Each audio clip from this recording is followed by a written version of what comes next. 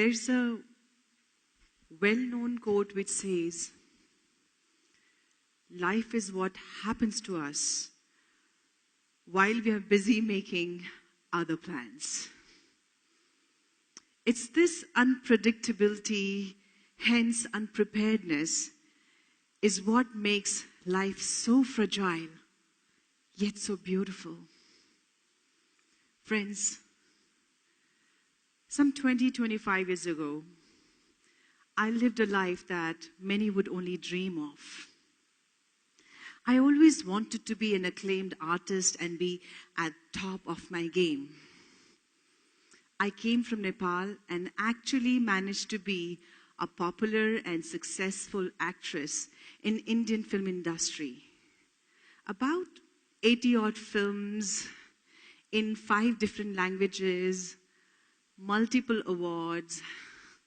To be honest, some quality and a lot of quantity.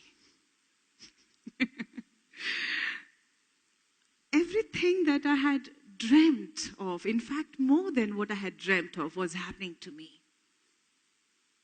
What I didn't know, that while I was in this most heady, most enjoyable ride ever, life had planned something else for me.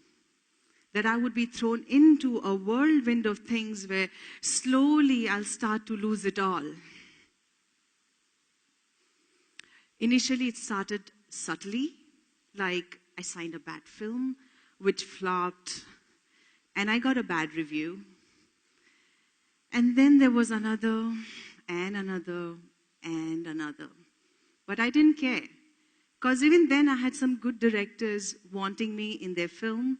So I thought, well, I can always bounce back. But that didn't really happen. I had developed an unhealthy lifestyle, which was attracting wrong company. Restlessly, I was moving from one bad relationship to another one. I was in a mess, and I was in denial. I fell flat on my face when my marriage broke, and soon after, I was diagnosed with aggressive form of cancer. Even my cancer was of an extreme kind. Let me give you a tip of the iceberg of how gruesome my treatment was, my chemotherapy was. That it was not of balding of the hair, losing eyelashes and eyebrows and looking sick and sad. That's how we cancer patients look. From that glamorous diva to this, it was not looks. It was actually when I had to sign waivers for a permanent heart damage, a permanent ear damage, a permanent neuropathy problem, that my hand would be shaking for the rest of my life. It's then I got scared, really scared.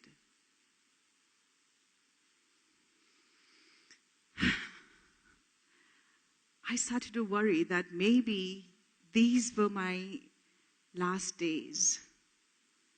Maybe I was facing the D word, the unimaginable, unbelievable, unfathomable death. And then I started to think, if this was the end of my life, what did I do with my life so far? Did I live well? Was I proud of it? Of course not. I had messed it. I was living carelessly, ignoring my health, my career, people who cared for me and loved me. Friends, it's been 4.5 years. I'm cancer-free now. God has been kind. Life has been kind.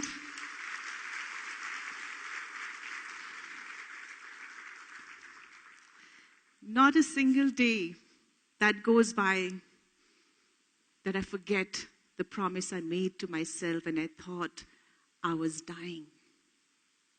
I have prioritized all the three things. I call them gifts. My health. I realized the importance of health when I was down with cancer. So I nurture it now. I look after it. I read. I inquire and do whatever it takes for me to have a good health.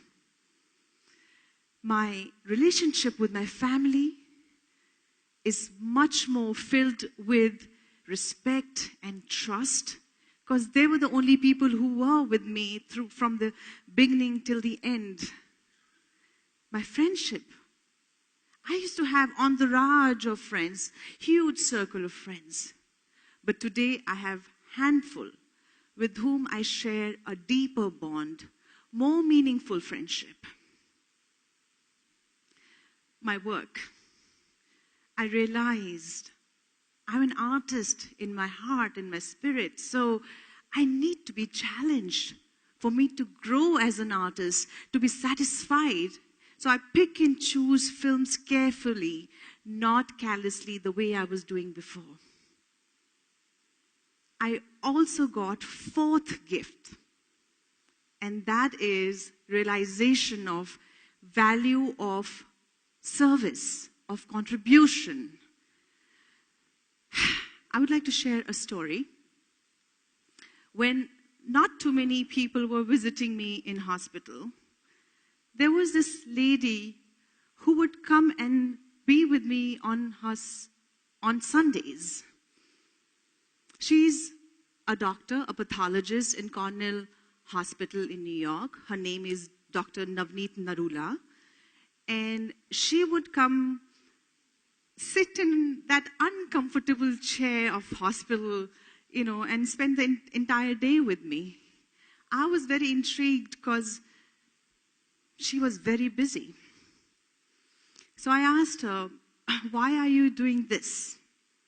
You're not my friend from the past, and you're not my fan for sure. You know what she replied? She said, Manisha ji, with the hope that you will do this to somebody else.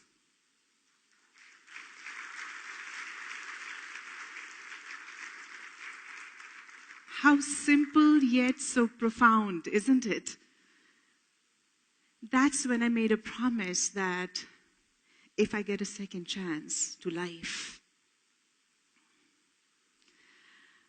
I will pay attention and be of service in whatever capacity I can. It can be anything big or small, it really doesn't matter. So,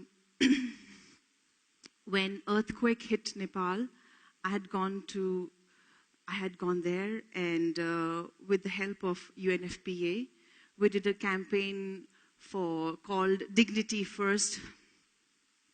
And I'm hoping to go to remote areas and talk about the importance to educate our girls, our daughters, and talk against child marriages, as there are multiple complications of that. So that I do. Or, anything as a cancer survivor. I go around giving hopes to people, telling that cancer is not a death sentence, that there is a life beyond cancer.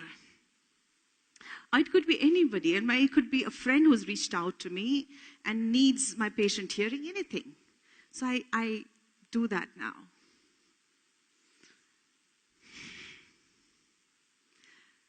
A large part of my story, this gambit of experiences, the highs and the lows, this name, fame, glamour, and the depth of despair of cancer, traumatic chemotherapy, facing death, is not actually about the incidences. It is about finding sense behind it, finding meaning of it all. I had to make sense of things that had happened to me and the things that was happening to me. I found few such basic, simple principles, and because they are simple, we tend to take it for granted and don't apply them. I found, number one, that this life is a gift. I know it's a cliche, but it is a gift. And everything that comes with this life is a gift.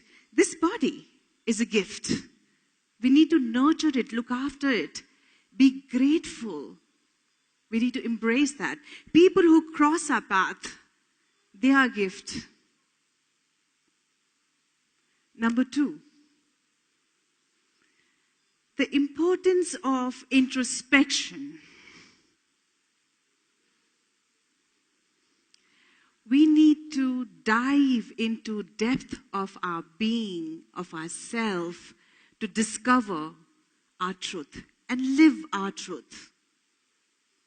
As our time is limited, so we must make the most of it. We cannot be living somebody else's life, right? We cannot be living somebody else's idea of life, what is good and what is bad. We need to find for ourselves. We need to introspect. We need to discover what it is that motivates us, compels to live a great life. So every day we can live with clarity and passion.